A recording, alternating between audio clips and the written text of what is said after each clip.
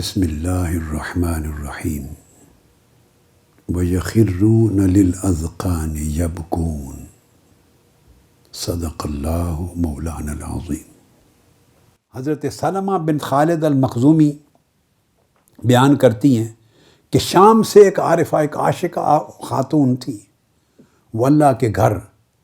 طواف کے لیے آئیں۔ ان کو حزینہ شامیہ کہتے تھے، یعنی وہ عشق الہی میں بڑا روتی تھی اور غم زدہ رہتی تھی، اور ہمیشہ شوق کا، اللہ کے دیدار کی آرزو کا، اس شوق کا غلبہ رہتا تھا۔ اور جب کبھی وہ کعبۃ اللہ کے دروازے کو دیکھتی، جب نگاہ کعبہ کے دروازے پر طواف کے دوران پڑتی، تو بے اختیار زبان سے نکلتا بیت ربی، بیت ربی، میرے رب کا گھر، میرے رب کا گھر، بس یہی کہتی اور زاروں قطار روتی، زاروں قطار روتی، میرے رب کا گھر، ہائے ہائے میرے رب کا گھر ہے، زاروں قطار روتی۔ فرماتے ہیں کہ ایک روز کعبہ شریف کا دروازہ کھلا اور اندر کچھ لوگ داخل تھے اور وہ اندر رو رہے تھے۔ وہ دروازے کے پاس گئی کہ سنو یہ رونے والے کیا کہہ رہے ہیں۔ وہ کہہ رہے تھے ملیکنا وقرۃ اعیننا، اے ہمارے مالک اور اے ہماری آنکھوں کی ٹھنڈک، ہمارے شوق کو، انتظار کو زمانہ گزر گیا، متی تکون ملاقاتنا، ہماری ملاقات کب ہوگی۔ کچھ لوگ یہ کہہ رہے تھے مولا بڑا طویل زمانہ گزر گیا، شوق اور انتظار کو، ملاقات کب ہوگی۔ بس اس جوان بیٹی نے یہ کلمات سنے، اس کی چیخ نکلی، بے ہوش ہو کے گر پڑی۔ کچھ وقت اس کا جسم تڑپتا رہا اور روح قفس انصری سے پرواز کر گئی۔ ہائے ہائے ہائے۔ امام سید احمد الرفاعی نے بیان کیا ہے حالت و اہل الحقیقت مع اللہ میں، سیدنا ابو ہریرہ رضی اللہ تعالیٰ عنہ کے بارے میں، کہ وفات کیسے ہوئی ان کی آخر وقت میں۔ ان کے ایک ساتھی تھے، وہ بازار جانے لگے تو آپ نے پوچھا کہاں جا رہے ہو؟ انہوں نے کہا میں بازار جا رہا ہوں، گھر والوں کے لیے کچھ چیزیں خریدنے جا رہا ہوں، اگر آپ نے بھی کچھ خریدنا ہو تو بتا دیں، میں لے آؤں آپ کے لیے۔ حضرت ابو ہریرہ رضی اللہ تعالیٰ عنہ رو پڑے اور کہنے لگے ہاں ایک چیز خریدنی ہے اگر تم خرید کے لا سکو۔ انہوں نے پوچھا کیا؟ فرمایا کہ اگر تمہاری قدرت اور طاقت ہو خرید کے لانے کی اس شے تو میرے لیے لے آؤ، اور وہ موت ہے۔ مجھے زمانہ طویل گزر گیا اس مولا سے ملاقات کا، انتظار کرتے کرتے، انتظار کرتے کرتے، کب موت کے دروازے سے گزر ہوگا اور ملاقات ہوگی۔ یہ کہہ کے پھر زاروں قطار رو پڑے، پر مجھے نہیں دیکھنے دیتا، میں اس قابل نہیں کہ اس محبوب کو دیکھ سکوں، بے ہوش ہو۔ یعنی ایسی کیفیات صحابہ کرام میں بھی شروع ہو گئی تھی۔ اور اس کے بعد صوفیاء نے ایک بات بڑی پیاری لکھی ہے، حضرت فتح الموصلی بیان کرتے ہیں کہ ان کی 2 بیٹیاں تھیں، یہ پھر بیٹیوں کے لیے اور بہنوں کے لیے 2 بیٹیاں تھیں، اور دونوں عارف باللہ تھیں، اللہ نے ان کو اپنی معرفت کا خزانہ دے رکھا تھا۔ دونوں حج کے لیے گئیں، حج کے لیے گئیں، اور جب قریب پہنچی کعبۃ اللہ پہ آنکھ پڑی تو ایک بہن نے دیکھ کر کعبہ کو دیکھتے اپنی دوسری بہن کو کہا یا حاذہ اھذا بیت ربی، وہ میری بہن جو بھی آپس میں بولتی ہوں گی لفظ، وہ میری بہن یہ ہے میرے رب کا گھر۔ ہائے ہائے ہائے، کیا یہ ہے میرے رب، میرے مولا کا گھر؟ دوسری نے کہا فقالت الاخری، دوسری نے کہا نعم، ہاں یہی ہے مولا کا گھر۔ بس اس کی چیخ نکلی اور اسی لمحے روح قفس انصری سے پرواز کر گئی۔ میں یہی بات شروع میں کہہ رہا تھا کہ کاش میں تو یوں سوچتا میں بھی اس زمانے میں کہیں پیدا ہوا ہوتا، ہائے ہائے، اور کبھی کسی ایسے موقع پر ان عاشقوں اور عارفوں کی ہمراہی میں میری بھی چیخ نکلتی اور چیخ سے روح قفس انصری سے پرواز کر گئی ہوتی۔ کیا دور تھا وہ! علامہ اقبال نے کیا ایک اپنے کلام میں کہا تھا، نہ وہ عشق میں رہی گرمیاں، نہ وہ حسن میں رہی شوخیاں، نہ وہ غزنوی میں تڑپ رہی، نہ وہ خم ہے زلف ایاز میں جو سر بسجدہ ہوا کبھی تو زمیں سے آنے لگی صدا، تیرا دل تو ہے صنم آشنا، تجھے کیا ملے گا نماز میں۔ یہ صنم آشنائی کا دور ہے، سارا صنم آشنائی کا دور ہے۔ کتنے صنم ہیں جو ہمارے دل میں گھر کر گئے اور ہمیں خبر نہیں، ہمارے ذہن فریب زدہ ہو گئے، دل فریب زدہ، سوچیں فریب زدہ۔ سیدنا ابراہیم ادھم فرماتے ہیں کہ میں لبنان سفر پہ تھا اور وہاں لبنان کے پہاڑوں میں نے ایک جوان کو دیکھا۔ اب میں اپنے بیٹوں سے، یوتھ لیگ کے، MSM کے، تحریک تنظیم کے جوان بیٹوں سے بھی بات کر لوں۔ جوان بیٹا دیکھا اور وہ کھڑا کہہ رہا تھا، یا من قلبی لہو محب و نفسی لہو خادم، اے وہ محبوب جس کے لیے میرا دل جس کا عاشق ہے اور میرا نفس میری جان جس کی خادم ہے، شوقی الیہ شدید، میرا شوق برداشت سے باہر ہو گیا ہے، بہت شدید ہو گیا ہے، متی القاک، تجھ سے ملاقات کب ہوگی؟ ہائے ہائے، اتنی بات کرتا تھا جوان، تجھ سے ملاقات کب ہوگی، تجھ سے ملاقات کب ہوگی۔ حضرت ابراہیم بن ادھم فرماتے ہیں کہ میں اس کے قریب ہوا اور میں نے پوچھا، رحمک اللہ ما علامت حب اللہ، اللہ تجھ پہ رحم کرے، مجھے بتا اللہ کے عشق اور محبت کی علامت کیا ہے؟ جو تیرا عشق ہے اس کی علامت کیا ہے؟ قال حب ذکر ہی، اس کی یاد کا عشق، اس کے ذکر سے عشق، یہ اس کے عشق کی علامت ہے۔ جس کو کسی سے محبت ہوتی ہے وہ اس کے ذکر سے محبت کرتا ہے،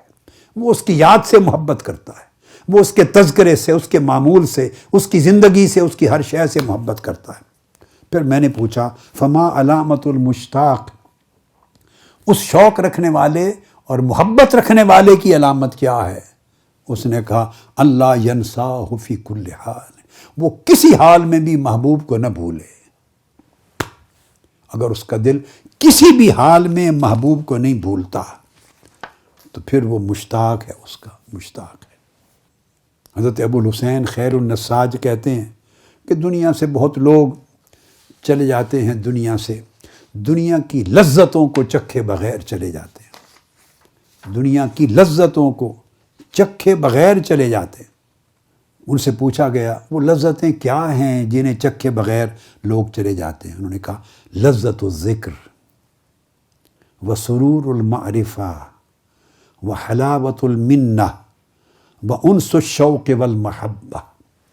دنیا میں جو لذتیں یہاں ہیں جو جنت میں نہیں ملیں گی، ہائے ہائے ہائے، جنت میں نہیں ملیں گی وہ لذتیں، صرف دنیا میں رکھی گئی،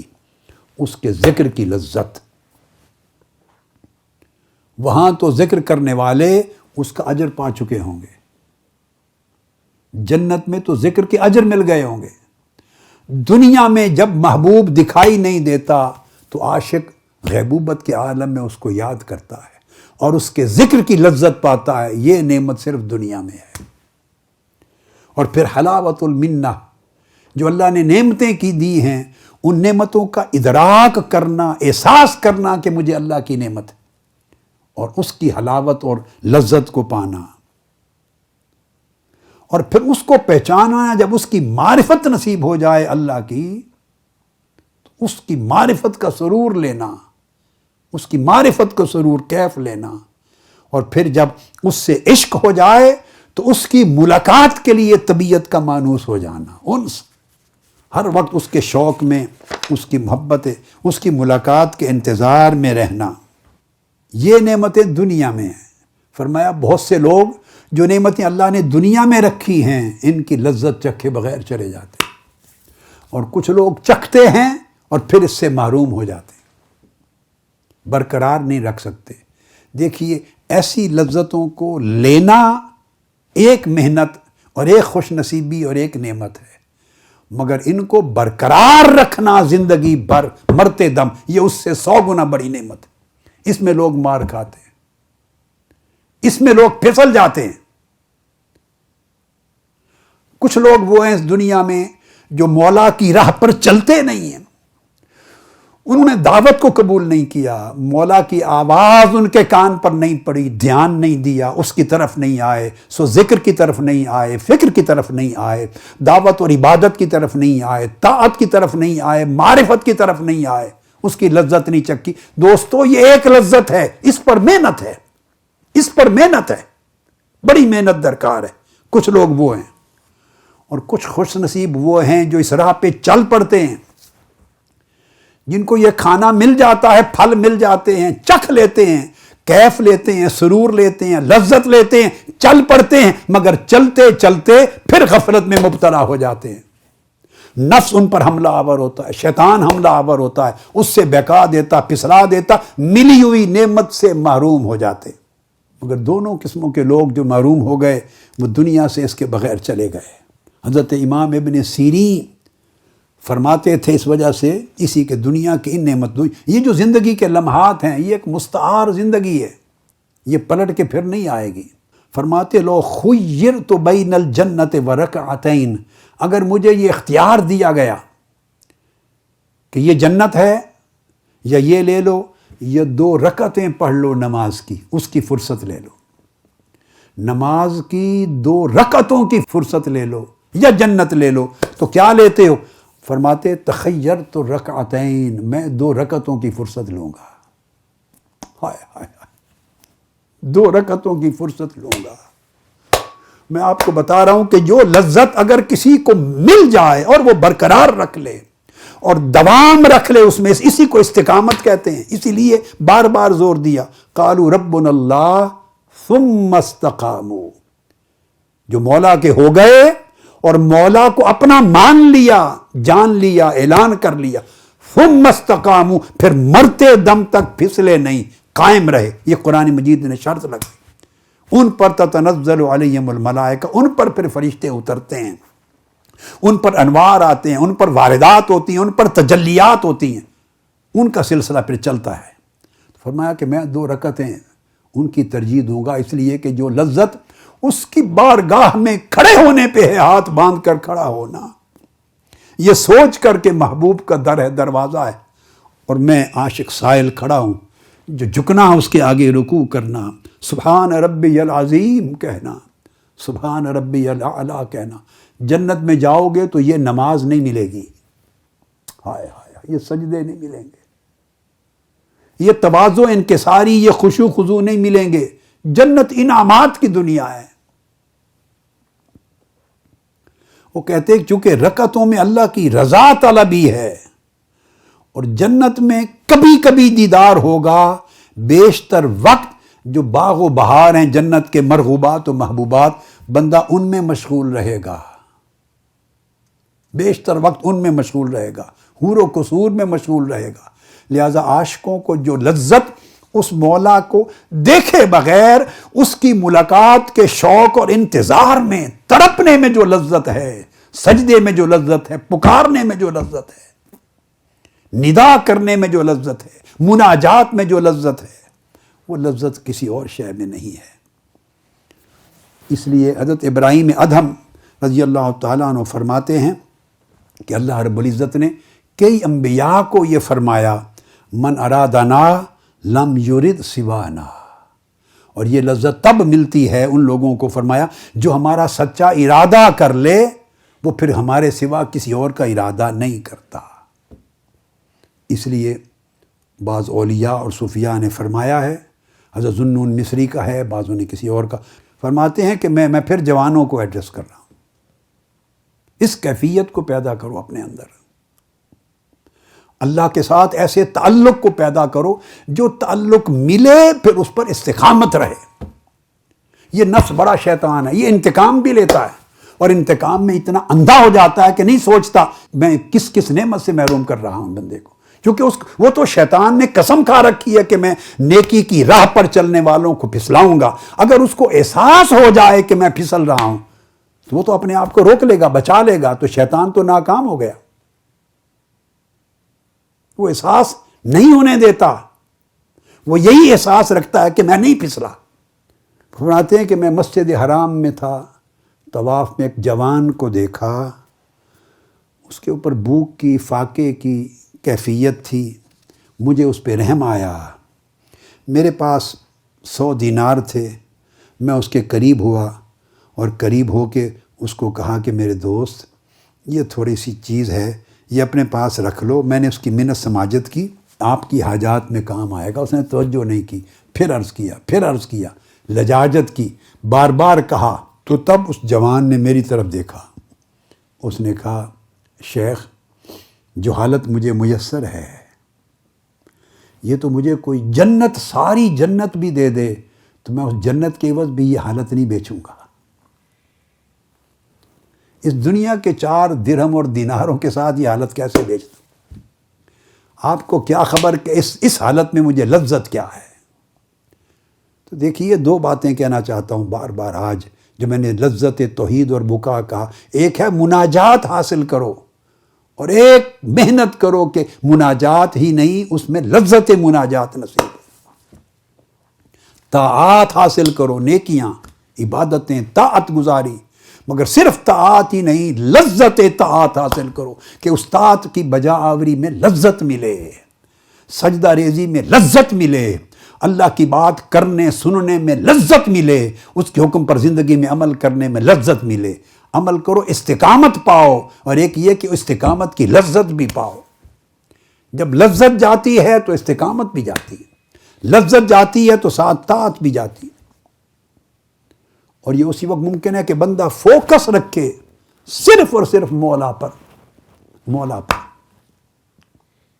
اور باقی زندگی کی جو حالت ہے، مجھے دیکھیے آپ پاکستان میں ہیں یا یورپ میں، دنیا بھر میں جہاں جس حالات میں ہیں، فیملی کی پریشانیاں ہیں، بیوی بچوں کی پریشانیاں ہوتی ہیں، کاروبار کی پریشانیاں، رزق میں مشکلات، صحت تندرستی، بیماریوں کے معاملات، حالات کی تنگیاں، حالات کی سنگینیاں، بڑے بڑے مشکل حالات زندگی میں آتے ہیں، اپس اینڈ ڈاؤنز آتے ہیں، اوپر نیچے ہوتی ہے زندگی۔ یہ جو زیر و بم ہیں سارے، یہ بندے کے پائے استقامت میں تزلزل لاتے ہیں، متزلزل کرتے ہیں۔ صحابہ کرام کی زندگیوں میں کیا کچھ نہیں ہوا ہوگا، اور کیا کچھ نہیں ہوتا تھا، جن کو کھانے کے لیے ملتا نہیں تھا کچھ، سوائے پانی کے، کبھی کھجور کے، کبھی جو کے، کن کن مشکلات سے نہیں گزرے ہوں گے وہ، مگر وہ اپنے پائے استقامت میں کو متزلزل نہیں ہونے دیتے تھے۔ یہ دنیا کا، نفس کا اور شیطان کا، تینوں چیزوں کا، دنیا، نفس اور شیطان، تینوں چیزوں کی خوبی یہ ہے کہ یہ بندے کے پائے استقامت پہلے نیکی اور طاعت کی راہ سے روکتے ہیں، کوئی چل پڑے تو پھسلاتے ہیں، کوئی قائم رہے تو استقامت ختم کرواتے ہیں۔ راستے ان کے پاس 1000 ہیں، 1000 راستے ہیں، اور اس کا بہترین جس پر میں زندگی میں ہمیشہ فوکس کرتا ہوں، ہر چیز کو پاؤں کے نیچے کچل ڈالو، ایک ہی مت میں نظر رکھو، تما رکھو، ہر تما کو کاٹ دو سوائے ایک تما کے، ہر لالچ کی جڑ کاٹ دو سوائے ایک لالچ کے، ہر خواہش کی جڑ کاٹ دو سوائے ایک خواہش کے، ہر طلب کو کاٹ دو۔ کرو سب کچھ دنیا میں جو حلال ہے، مگر ہر طلب کو، کسی چیز کو اس دنیا میں جگہ نہ لینے دو، جمنے نہ دو سوائے ایک خواہش کے، اور وہ کیا؟ مولا کی رضا، بس مولا کی رضا۔ حضرت ابو موسیٰ دیبلی، ان کے خادم بیان کرتے ہیں، وہ خادم تھے حضرت بایزید بستامی رضی اللہ تعالی عنہ کے، وہی لوگ تھے، ان کے دور ہی اصل دور تھے، وہی زمانہ تھا۔ حضرت بایزید بستامی کے خادم کہتے ہیں، خواب میں میں نے دیکھا کہ اللہ رب العزت فرما رہے ہیں، میں نے آواز سنی اللہ رب العزت کی، اور اللہ پاک فرماتے ہیں کلکم تطلبون منی غیر ابی یزید فإنہ یطلبنی ویریدنی وانا اریدہ۔ اللہ پاک فرما رہے ہیں کہ تم سب لوگ مجھ سے طلب کرتے ہو، فرق یہ ہے تم سب لوگ مجھ سے طلب کرتے ہو، جو تمہاری حاجات ضروریات ہیں وہ مجھ سے طلب کرتے ہو، سوائے ابو یزید با یزید بستامی کے، وہ مجھ سے طلب نہیں کرتا، کبھی بھی مجھ سے طلب نہیں کیا، وہ مجھے طلب کرتا ہے، مجھی کو طلب کرتا ہے، اور صرف میرا ارادہ رکھتا ہے، سو میں اس کا ارادہ رکھتا ہوں۔ اور یہ کتب تصوف میں اس عرفاء نے کثرت سے بیان کیا کہ حضرت بایزید بستامی سے پوچھا گیا، سأل اللہ تعالیٰ ابا یزید، آپ سے اللہ پاک نے پوچھا ماذا ترید، بایزید کیا چاہتے ہو؟ قال یا رب انی ارید ان لا ارید الا ما ترید، میں صرف یہ چاہتا ہوں کہ کچھ نہ چاہوں سوائے اس کے جو تو چاہے۔ مولا میں صرف یہ چاہتا ہوں کہ میں کبھی بھی کچھ نہ چاہوں سوائے اس کے جو تو چاہے۔ جب آپ اپنی چاہت کو مولا کی چاہت میں فنا کر دیں گے،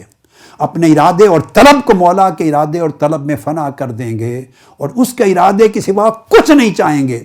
ٹھیک ہے مشکل بات دنیا میں، مگر کس کے لیے مشکل نہیں تھی؟ کس کے لیے مشکل نہیں تھی؟ جو اس راہ پہ چلے مشکلوں کی گھاٹیوں سے گزر کے آگے کامیاب ہوئے۔ آسانیوں سے یہ راہ کسی کو نہیں ملی اور آسانیوں سے منزل کسی کو نہیں ملتی۔ آسانیاں یاد رکھ لیں، ملے وہ مولا کی سمجھ کے لیں، یہ اس کا امر ہے کس کو کتنی آسانیاں دینا چاہتا ہے، کب دینا چاہتا ہے، کب نہیں دینا چاہتا۔ مشکلات ملیں کتنی دینا چاہتا ہے، کب تک دینا چاہتا ہے، ہمیشہ دینا چاہتا ہے، یہ اس کے امر ہیں، اس مولا کی مرضی ہے، اس کی رضا ہے، اس کے اندر مداخلت نہیں کرتے۔ اس لیے بار بار اللہ پاک نے یہ کہانی اس بیان کو یہاں پر ختم کیا ہے، بار بار قرآن مجید میں جو کچھ میرے پاس ہے وہ سب سے اعلیٰ ہے، اس طرف دھیان متوجہ کرو۔ جو کچھ میرے پاس ہے وہ دنیا میں سارا کچھ جو ہے اس سے زیادہ اعلیٰ ہے۔ جب اس پر دھیان ہوگا، اس پر کنسنٹریٹ کریں گے تو آسان ہوگی منزل، مگر اس کو جمانا بڑا مشکل ہے اور یہی اصل کام ہے۔ اس دھیان کو جما لیں تو جمے رہیں گے۔ میں آخری بات کر کے ختم کرتا ہوں۔ ایک شخص، اور وہ بھی عارف تھے، وہ حضرت سری سقطی رضی اللہ تعالیٰ عنہ، بغداد کے اولیاء اکابر میں سے، ان کی خدمت میں حاضر ہوا، ان کے پاس گئے اور کہا ایو شیء اقرب الی اللہ، اے حضرت سری سقطی بتائیں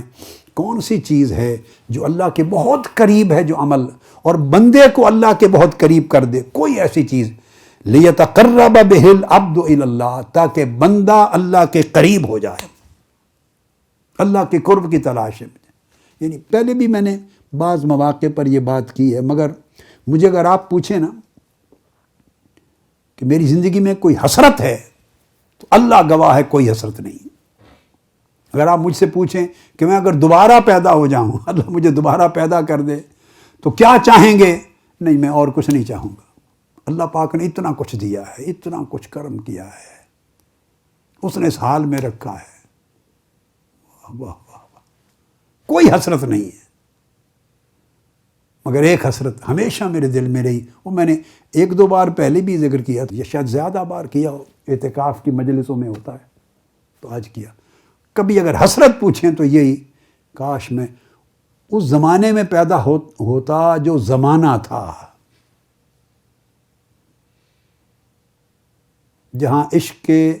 سوداگر بھی تھے اور عشق کے خریدار بھی تھے،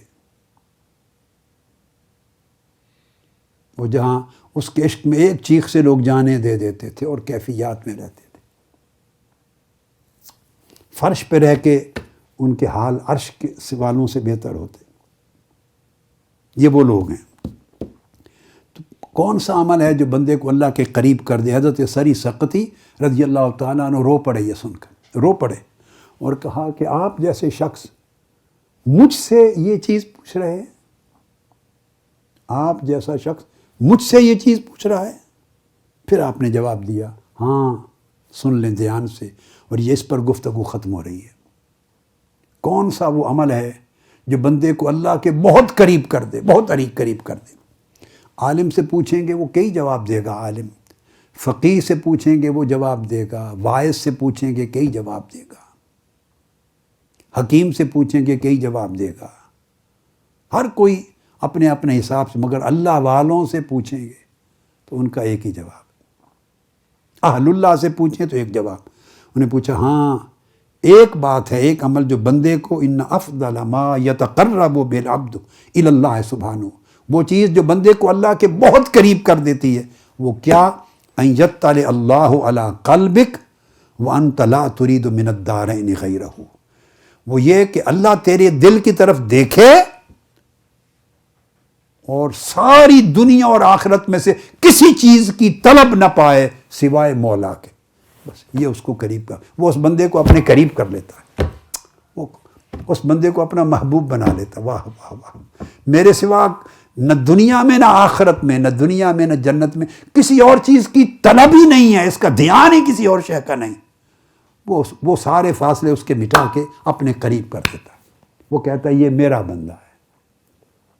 وہ کہتا ہے یہ میرا ہے۔ ایسے اللہ کے پھر بندے بھی ہیں کہ جب اللہ اس بندے کو اپنا کر لیتا ہے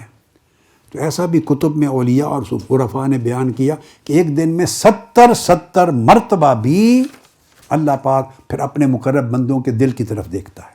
70 مرتبہ بھی اللہ پاک کی نگاہ اپنے اس مقرب محبوب بندے کے دل پہ پڑتی ہے۔ پھر پہلے بہت سے لوگ ایسے ہوا کرتے تھے کہ جو اللہ والوں سے یہ کہتے کہ مجھے اپنے دل میں تھوڑی سی جگہ دے دو۔ اس کو بعد میں بھی کئی علماء زاہد لوگ اس قول کو نقل کرتے تھے، یعنی ہے سلف صالحین کی باتوں میں سے، اپنے دل میں تھوڑی سی جگہ دے دو۔ کیوں؟ کہتے کہ اللہ 70 بار آپ کے دل کو دیکھتا ہے ہر روز، تو شاید کسی وقت میری جگہ ہوگی تو مجھ پہ بھی نگاہ پڑ جائے، یعنی ہم اللہ کے منظور نظر ہو جائیں۔ یہ تھا مضمون کہ اللہ رب العزت ہمیں یہ فہم اور معرفت عطا کر دے اور ہماری زندگیوں میں ایسی تبدیلی لے آئے کہ ہم اس راہ پر استقامت کے ساتھ چل پڑیں، اور جو نعمت عطا کرے اپنی قربت کی، اپنی محبت کی، وہ مرتے دم تک چھینے نہ، کم نہ ہونے پائے۔ وما علینا الا البلاغ، والسلام علیکم ورحمۃ اللہ وبرکاتہ۔ الحمد للہ رب العالمین الرحمن الرحیم مالک یوم الدین، والصلاة والسلام علی سیدنا محمد سید المرسلین وآخر خاتم النبیین۔ باری تعالیٰ یہ جو بات ساری آج کی رات میں کی ہے،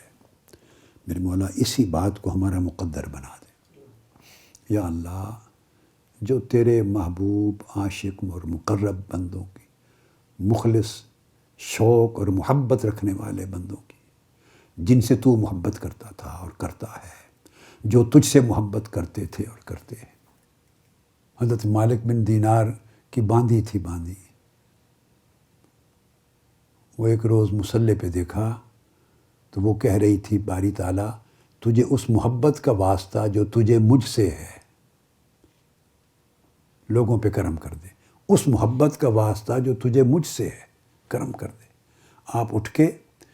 کہنے لگے کہ بچی کو بھی کہ آپ یوں نہ کہیں، اچھا نہیں لگتا، آپ یہ کہیں کہ اس محبت کا واسطہ جو مجھے تجھ سے ہے، مولا کو یوں خطاب کریں۔ اس نے کہا کہ میں جو کہہ رہی ہوں، اگر اس کو مجھ سے محبت نہ ہوتی تو رات کے اندھیرے میں مجھے اپنے دروازے پر کھڑا ہونے دیتا؟ وہی مالک آپ کو ہونے دیا ہے، مجھے کھڑا ہونے دیا ہے، تو اس کو محبت ہے تو میں کھڑی ہوں اس کے در پر۔ سو پہلے اسے محبت ہوتی ہے اپنے بندوں سے، پھر بندے اس سے محبت کرنے لگ جاتے ہیں۔ میرے مولا، ایسے بندوں کی اس محبت کا واسطہ جو تجھے ان سے ہے اور ان کو تجھ سے ہے، ہمیں بھی میرے مولا اسی محبت کا حصہ عطا کر دے۔ محبت کے انہی سمندروں میں سے کچھ قطرے عطا کر دے، اپنے عشق، اپنی طلب، اپنے شوق، اپنی محبت، اور اس میں صفا اور اس میں اخلاص، اس کے سمندروں میں سے کچھ قطرے عطا کر دے۔ ایسا کر دے ہمارا دل، ہماری روح، ہمارا سر، ظاہر و باطن، کہ سوائے تیرے کسی کے نہ محتاج رہیں نہ طلبگار رہیں۔ مولا ہم پہ کرم فرما دے، ہم پہ کرم فرما دے۔ آج رات جاگنے والے روئے زمین پہ جتنے لوگ جا کے اپنی جھولیاں تیری بارگاہ میں پھیلا کے بیٹھے ہیں، اپنے دستے سوال دراز کر کے بیٹھے ہیں، تیری بارگاہ میں تیرے سائل اور منگتے بن کے بیٹھے ہیں، میرے مولا تیرا اپنا کرم ہے، تیرا اپنا وعدہ ہے، تیرا اپنا اعلان ہے، ان کی جھولیاں اپنی خیرات سے بھر دے، ان کی جھولیاں اپنی خیرات سے بھر دے، ان کی جھولیاں اپنی خیرات سے، اپنے انعام سے، اپنے اکرام سے بھر دے۔ میرے مولا جو جو جائز طلب لے کے بیٹھے منگتے، مولا ان کی جائز طلب پوری کر دے۔ تو عطا کرنے والا ہے، اور مانگنے والے سب فقیر ہیں، محتاج ہیں، مانگنے والے سب فقیر اور محتاج ہیں، صرف تو ہی غنی ہے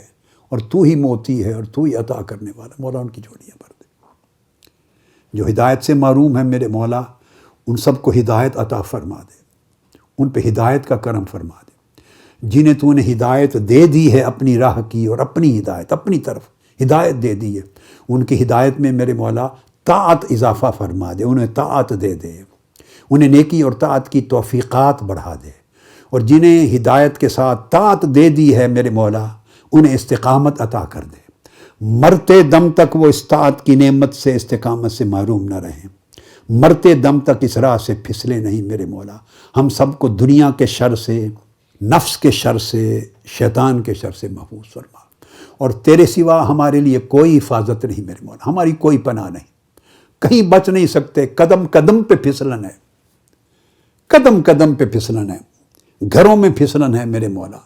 بیوی بچوں کے تقاضوں میں پھسلن ہے، ان کی خواہشات میں پھسلن ہے، ان کی راحتوں میں پھسلن ہے، کاروبار میں پھسلن ہے، رزق کی طلب میں پھسلن ہے، دوستیوں میں پھسلن ہے، تعلقات میں پھسلتے ہیں، دنیا میں پھسلن ہے میرے مولا، گرد و پیش کی دوستیاں، عداوتیں، ہر جگہ بندہ پھسلتا ہے، اور اس پھسل سے کوئی بچا نہیں سکتا اپنے آپ کو سوائے تیرے کرم کے،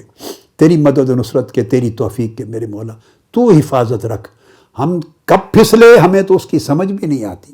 کیسے پھسلے سمجھ بھی نہیں آتی، کس دشمن نے وار کیا، شیطان نے، نفس نے، دنیا نے، حملے نے، بیوی بچوں کے تعلق نے، کاروبار نے، رزق میں، جاہ و منصب نے، نفس نے کہاں سے وار کیا مولا، ہمیں تو یہ بھی خبر نہیں۔ تو حفاظت فرما، تو ہی توفیق دے، تو ہی حفاظت فرما، تو ہی شر سے محفوظ کر، تو ہی ہمیں خیر پہ رکھ، خیر پر زندہ رکھ، خیر پر موت عطا کر میرے مولا۔ تیرے دیدار کی طلب وہ شوق ہمیشہ لگا رہے، تیری ملاقات کی طلب ہمیشہ لگی رہے، تیری ملاقات کی شوق اور تمنا، اور تیری ملاقات کی تمنا، اور تیری ملاقات کی تمنا، اور تیری رضا کی تمنا، ہر وقت نگاہ تیرے چہرے اقدس پہ پڑھنے کی تمنا دامن گیر رہے میرے مولا۔ ہمارا ارادہ تیرے ارادے میں فنا، ہماری طلب تیری طلب میں فنا، ہماری خواہشیں تیرے حکم اور اوامر میں فنا ہو مولا، ہماری زندگیاں تیری طاعت اور عبادت میں فنا ہو، تیری رضا میں فنا ہو، ہماری خوشنودی تیری رضا میں، تیری خوشنودی میں فنا ہو مولا۔ ایسی بقا عطا فرما میرے مولا، سب حاجت مندوں کی حاجت کو پورا فرما، سب کی مشکلات کو آسان فرما، سب بیماروں کو شفائے کاملہ صحت عاجلہ عطا فرما، سب کو تندرستی عطا فرما، سب کے ایمان کی حفاظت فرما، سب کے اعمال کی حفاظت فرما، احوال کی، اخلاق کی حفاظت فرما، سب کو شر سے محفوظ و مامون فرما، سب کو خیر ان کا مقدر کر دے۔ جنہیں اولاد کی نعمت درکار ہے میرے مولا، تو خیرات دے، آج کی رات لکھ دے، ان کے نام اعمال میں لکھ دے اپنی تقدیر کے قلم سے، انہیں اولاد عطا کر۔ جو اولاد سے محروم ہے مولا ان کو اولاد دے، اور اولاد عافیت والی دے، سلامتی والی دے، تندرستی والی دے، درازی عمر والی دے، مگر نیکی اور تقوی پرہیزگاری والی دے۔ انہیں اولاد کی نعمت دے، جنہیں تو نے اولاد عطا کی ہے ان کی اولاد کو نیک بنا، صالح بنا، متقی بنا، اپنی معرفت والا اور اپنے اپنے محبوب کا وفادار بنا، انہیں بھی دنیا کے حملوں سے، شر اور شیطان نفس کے حملوں سے محفوظ و مامون رکھ۔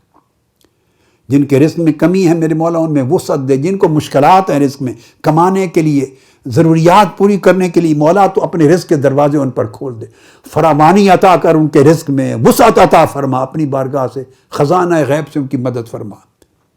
جو بیمار ہیں انہیں شفائے کاملہ اپنے خزانے سے عطا کر۔ امتحان دینے والے بچوں کو امتحانوں میں کامیابی دے، تعلیم میں کامیابی دے، سب کو علم نافع دے، سب کو عمل صالح دے میرے مولا، سب کو رزق حلال عطا کر، لسان شاکر عطا کر، قلب ذاکر عطا کر، اور لسان ذاکر بنا دے عطا کر، اور قلب شاکر عطا کر۔ نہ شکوہ رہے میرے مولا، نہ کوئی ایسا کلمہ، نہ کوئی حال، نہ کوئی کیفیت جو تیری بارگاہ میں ناپسندیدہ ہو، وہ ہمارے ظاہر و باطن سے نکل جائے۔ ہمیں ظاہر و باطن کا تقوی عطا کر، اس مشن کو تحریک منہاج القرآن کی حفاظت فرما، اس کو بلندی عطا کر، اس کو اعداء اور دشمنوں کے حسد سے، شر سے، عداوت سے، فتنوں سے اور مکر اور ہیلوں سے میرے مولا محفوظ و مامون فرما، اسے عروج دے۔ جیسے میرے مولا یہ ترقی پذیر ہے، اس کی ترقیوں میں اضافہ کر، اس کے کام کرنے والے، اس کے تمام قائدین، اس کے منتظمین، اس کے رہنما، اس کے رہبر، اس کے کارکن، اس کی تنظیمات، ہمارے بیٹے بیٹیاں، بھائی بہنیں، ہر شعبے، ہر فورم کے، ہر قسم کے لوگ جس میدان میں کام کر رہے ہیں مولا ان کی مساعی قبول فرما، ان کی توفیقات میں اضافہ فرما، قبولیت بڑھاتا جا میرے مولا، اپنی بارگاہ سے قبولیت دے، انہیں اور ہمت دے، ان کی توفیق میں اضافہ کر، اس کام کو اور بڑا، اس میں خیرات پیدا فرما اور برکات پیدا فرما۔ منہاج القرآن کے ذریعے اپنے دین کی تجدید کے کام کو مکمل فرما، احیاء اسلام کے کام کو مکمل فرما میرے مولا، لوگوں کی ظاہر و باطن کی اصلاح کے کام کو مکمل فرما، اور تیری توفیق کے بغیر نہ کچھ ہوا، نہ ہو سکتا ہے، نہ آگے ہوگا۔ توفیق دے، اپنا کرم کر، اپنی خیرات دے۔ آقا علیہ السلام کے صدقے انبیاء و مرسلین کو اور صحابہ کرام اور سلف صالحین کو جس طرح استقامت دی، صبر دیا، نیکی تقوی پر پرہیزگاری دی، جرأت دی میرے مولا، اسی کے حصے عطا کر ہمارے کارکنوں کو، رفقا کو، نہ صرف پاکستان میں بلکہ شرق سے غرب تک پوری دنیا میں، مغرب دنیا میں، یورپ میں، نارتھ امریکہ میں، مشرق وسطیٰ میں، عرب میں، عجم میں، جاپان سے لے کر افریقہ تک ساری دنیا، امریکہ سے لے کے یورپ، پاکستان کے کونے کونے، گوشے گوشے اور دنیا کے کونے کونے گوشے میں جتنی تنظیمات، جتنے رفقا، اراکین، وابستگان اس مشن کی خدمت کر رہے ہیں مولا، ان کی خیر،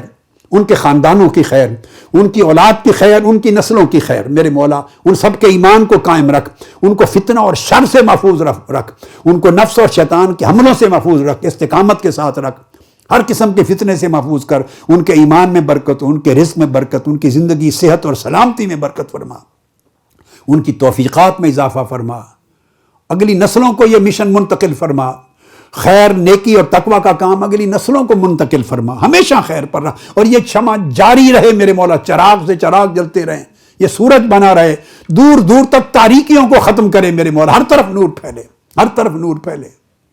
اور تیری توفیقات میں کبھی کمی نہ آئے، اضافہ ہو میرے مولا، پھر تیری رضا ہو اور تیری عطا ہو، اور تو راضی ہو اور تو قبول فرمائے اپنی بارگاہ۔ جو لوگ یہاں جاگ رہے ہیں مرکز پر، منہاج القرآن میں، اور پوری دنیا میں جہاں جہاں جاگ رہے ہیں، جملہ مساجد پر، مزارات، نیک کی جگہوں پر، اور پوری دنیا میں جو لوگ تیرے طالب ہیں میرے مولا، سب کی دعائیں قبول فرما، سب کی حاجات پوری فرما، پوری امت مسلمہ پہ کرم کر، عالم اسلام پہ کرم کر، پوری انسانیت پہ کرم کر، ہر قسم کے محتاجوں کی محتاجی دور کر، ان کی مشکلات آسان کر، تیرے بندے ہیں، تیری مخلوق ہے مولا، سب پہ کرم فرما، سب کے لیے ارزانی فرما، آسانیاں فرما، سب کی حاجات کو پورا فرما۔ اللہم صلی وسلم وبارک علی سیدنا و مولانا محمد وعلی آلہ وصحبہ اجمعین برحمتک یا ارحم الراحمین، لا الہ الا اللہ محمد رسول صلی اللہ علیہ وسلم۔